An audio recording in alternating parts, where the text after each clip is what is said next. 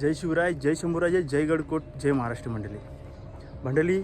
आज आलो तो स्वराज्याचे वैभव गडकोट जलदुर्ग पुलाव्यावरती. तुम्हाला दाखवतो काही पहा.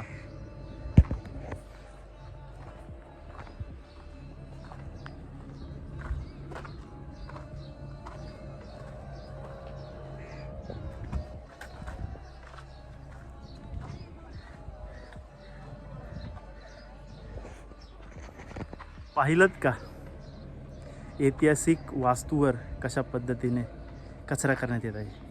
लोक फक्त येतात एन्जॉयमेंट म्हणून गडकोटांवरती, बाकी स्वच्छता काहीच नाही.